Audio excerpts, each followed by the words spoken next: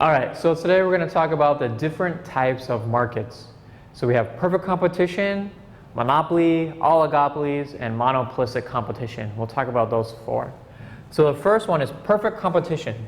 So economists love perfect competition because it maximizes efficiency of the economy. It's the dream scenario for economists for their markets to have perfect competitive properties. There's 5 main properties of perfect competition. Homogeneous products, so all product, the milk is milk, there's no difference between the milk, or rice is rice, gold is gold, silver is silver. So some kind of identical products. The customers don't prefer one gold supplier over another gold supplier. Many buyers, many sellers. Okay. Government has minimal intervention. And so the government's still involved. The government still provides public services. The government's still there for auction off public goods, provide a legal system. Okay. Free entry and exit. So it's easy to enter the market and easy to exit the market. There's no barriers, no licenses that you have to wait a year to get or pay large fees to the government. Equal information. So the buyer and the seller know the same amount of information about the product or service being offered. The graph for perfect competition. So perfect competition, the sellers, the suppliers are price takers. They have to take the market price. Like a farmer selling his apples or rice. Whatever the market price is that day, they have to sell at that price. The supplier, they want to sell where their marginal cost equals their marginal revenue. So demand is going to equal marginal revenue. So we'll go to where demand and MC equal. So this is the quantity for perfect competition that they want to sell at. And this is the price, their price takers. This is the market price that they have to sell for. So they have their own average cost curve. So it's a downward slope. That's our economies of scale, where it's becoming less expensive per unit as I produce more, okay, like our bulk. And then we have where the smiley face kind of flattens out. That's our constant returns to scale. And then finally we have where it starts going back up, our diseconomies of scale. Now we're producing so much, we're becoming inefficient. We need to expand our operations, buy more machines, rent more factory space. So everything above their average cost curve, that's going to be profit for them. So they're selling at P star, their average cost at this quantity is here. So everything over this blue shaded in area is their economic profit. When we have economic profit in our theory, we learn that we'll get more suppliers entering the market. So economic profit is not the same as accounting profit. With economic profit, it also adds in entrepreneurial ability as one of the costs. So the entrepreneurs here are getting paid in excess of their abilities and skills and risk taking. So more people will join in and our supply will increase, which will then lower price. Okay? Eventually in the long run our price will come down to their average cost, where their average cost equals their marginal revenue. So there is no, in the long term, so there would be no economic profit or loss. If our price taker, if our price was below their average cost curve, and I'll call this PL, so this would be their loss, economic loss. When we have an economic loss, then firms will exit the market. Okay. So when economic profit is greater than 0, firms will enter. Okay. When our economic profit equals 0, so we have no new entry or exit, so our average cost is equal to our demand, our marginal revenue. We'd be selling here at this quantity. And when my economic profit is less than 0, firms exit market. Okay. Another scenario we have is a monopoly. So a monopoly is going to be one seller. A monopsony, if you ever hear that term, is one buyer. Monopsony. So if you have one seller of something, the seller can take advantage of the market. They can set their own price. So a monopoly, they want to look at their marginal revenue equals their marginal cost. Okay. This is the QM they want to sell at. They will then go up from there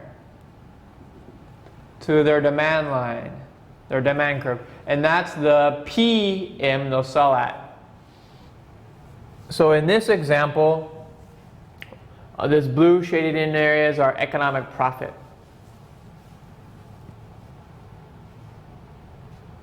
Okay. So again, with our monopoly, if this was a monopoly's cost, the monopolist, they want to go where MC equals demand. So a perfect competition will sell at a lower price than monopoly with these costs. And they'll sell at a lower price and they would sell more units. Here we have total revenue, our margin revenue, two graphs to illustrate one. Let me draw here. So my demand in this example is lower than my average cost. So again, a monopoly wants to sell where marginal revenue equals marginal cost. So here's my marginal revenue equals marginal cost. They would choose this amount to sell. That'd be my QM. At this quantity, the demand, the people are willing to pay this price. So that would be my PM. Now their average costs are too high. They're not making profit, they have a loss. Okay. So this rectangle would be our economic loss for the monopolists. Not all monopolies can make profit and make excess profit. A lot of times a monopoly is a monopoly because it's so expensive to enter the market. They can have very, very high cost structure. Something like if you think about like a power utility company, okay, that would be a monopoly. They would have high costs to get started out. And hopefully, eventually, they'll, in the long run, be able to reduce those costs or increase demand for their market. Okay, but just an example of a monopoly with a gain, a monopoly with a loss.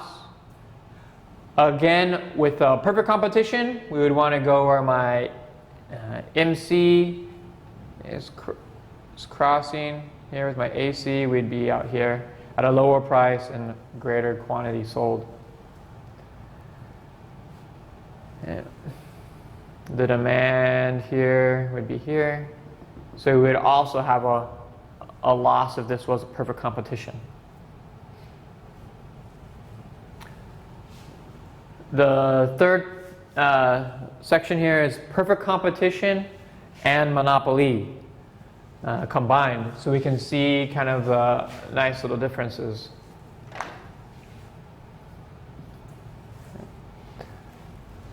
So here I have my perfect competitor will sell at QC and PC. And then here I have my monopolist. They want to sell this amount, but then they'll raise the price up to the demand curve. The monopolist is going to gain this rectangle and this little red triangle here. They'll gain all that. That'll be their from going from perfect competition to monopoly, we're going from this dot to this dot. Okay. We're going from QC to QM.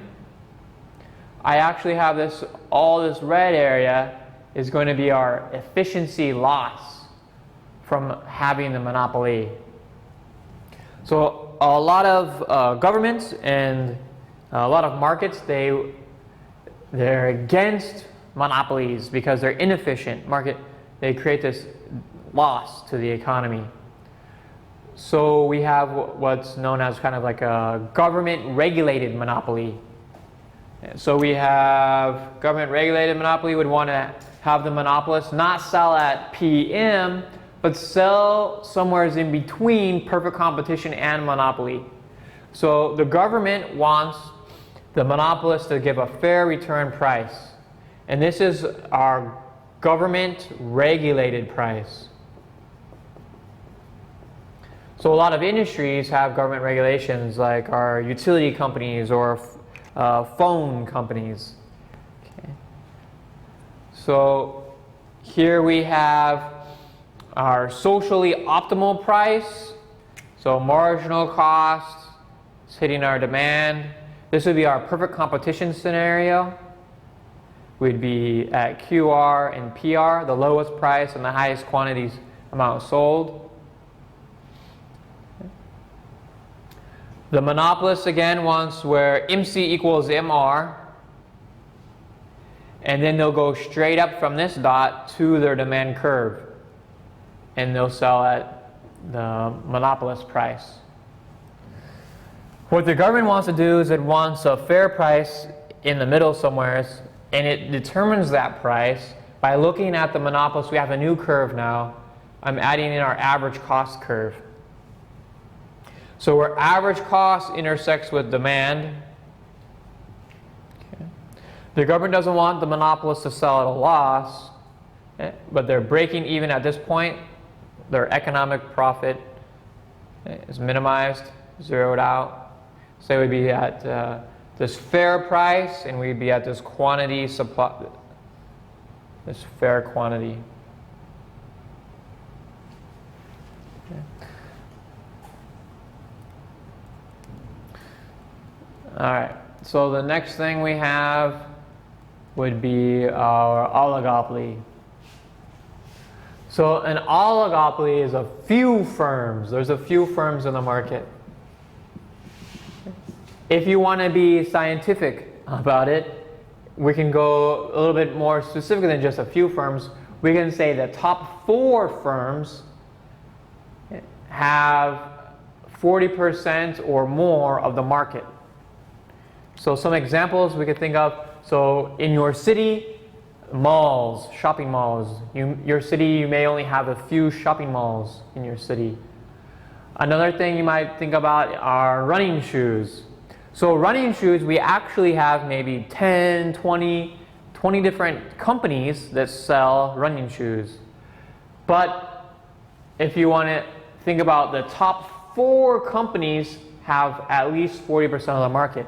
So maybe for running shoes, you might have Nike, Adidas, Asics, Reebok. Okay.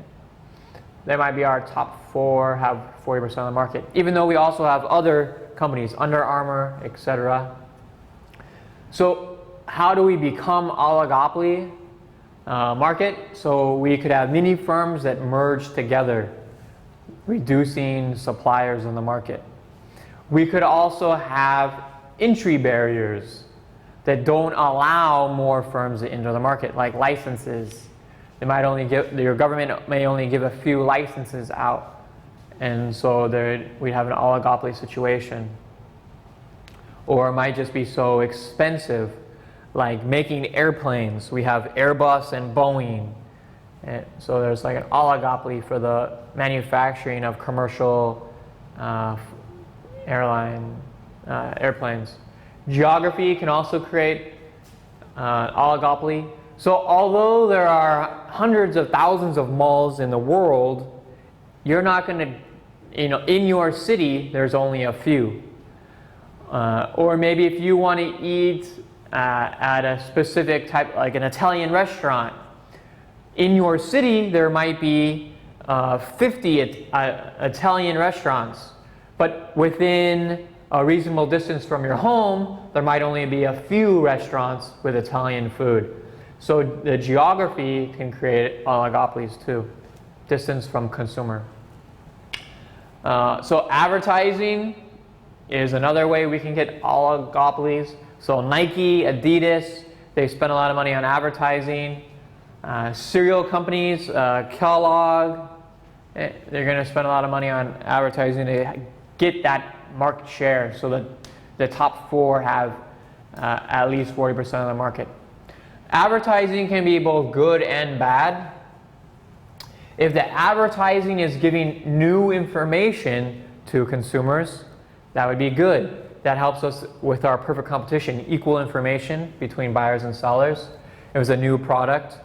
Okay. But it could also be bad if the advertising is just trying to advertise some appeal or desire, and not providing new information to the consumer, but more of a, oh, this product is cool factor.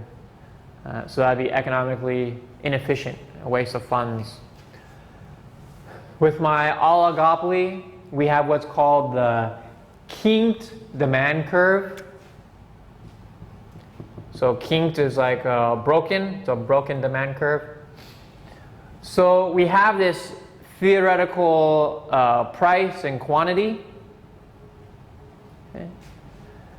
This is where we want to be. Anything above this price, where our market's going to be elastic, and anything below this price will be inelastic. And so let me explain. So with an oligopoly situation, we have a few firms. So we might have like a price leader. If one of those few firms raises their price, so if Nike were to raise their price, Adidas wouldn't follow. Okay? So to anything above this price, Nike is going to lose a lot of quantity demand for their product, because everyone will just buy the Adidas. They kept their price the same. Okay.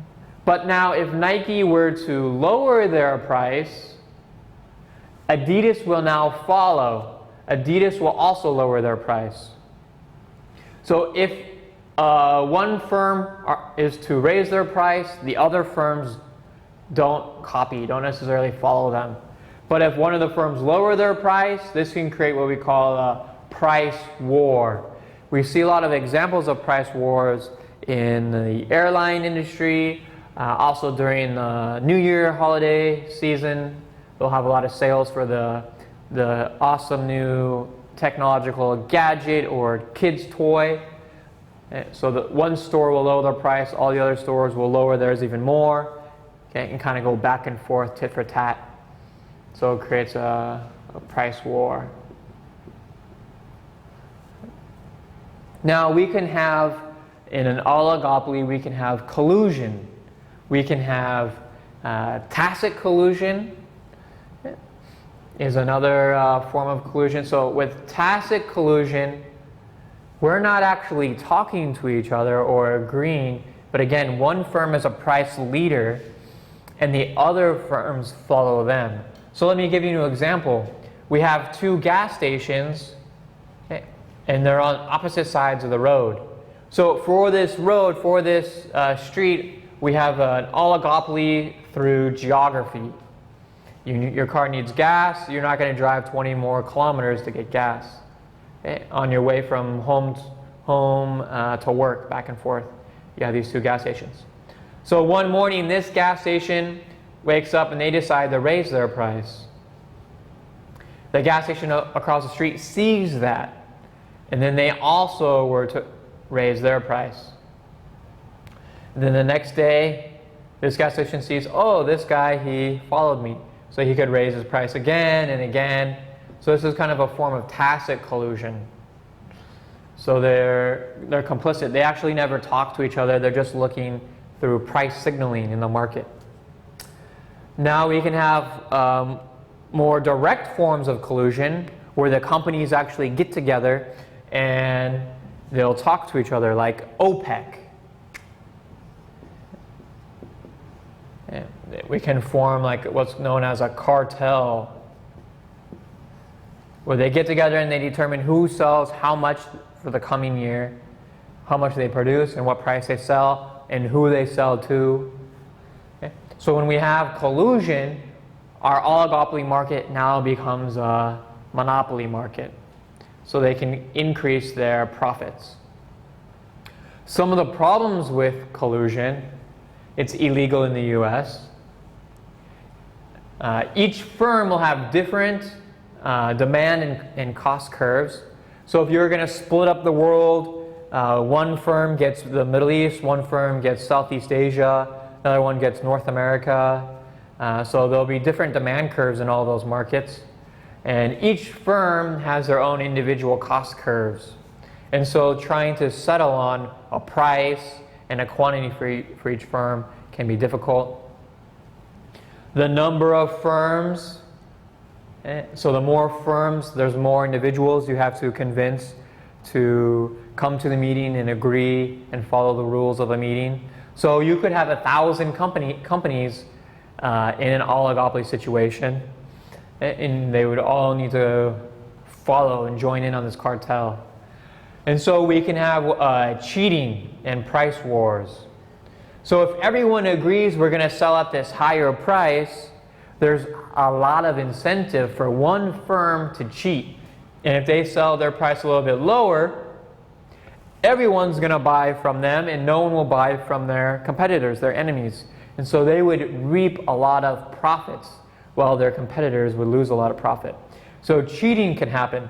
Also, the more firms you have, the easier it may be to cheat without anyone knowing who is the cheater. Obviously, if there's only 2 firms, then you would know, okay, I followed the rules and something happened. Something bad happened to me. So the other guy is the one who's selling at the lower price. So the fewer firms there are, the easier it is to distinguish the cheater, the harder it is to cheat. And then finally, we have new firms entering the market. So if we're selling at this higher price with high economic profit, there's incentive for new firms to enter in the market to help get in on this excess profit. And then finally, the fourth type of market we have is monopolistic competition. So monopolistic competition is actually the most common. Most goods and services are sold through this venue. Monopolistic competition is similar to perfect competition, but with monopolistic competition, the supplier doesn't want to be a price taker, because you learn in your marketing class you want to be different than everyone else. Okay? So we don't want to be price takers. We want product differentiation. So we want people to think through advertising or through design that our product is superior, so we can charge different prices. Okay? So an example of monopolistic competition, it might be, an example we might use what's a good example? Maybe like clothes, shirts. Okay, so shirts are shirts, but then we have companies, different branding and design, so different shirts will have different patterns, they can charge different prices, use different materials in the shirt. So we have like, for fitness shirts, we have like ClimaCool technology, and so they do some kind of design to wick the sweat away from your body. We might have some pattern or colors that are attractive to consumers that make them want to pay more money, or might have some specific logo or branding. Yeah. So people who sell shirts, they're trying to get higher prices and make themselves look different from their competitors. So again, those are the 4 types: perfect competition, monopoly, oligopoly, and monopolistic competition. So those are our 4 types of markets. Hope you enjoyed.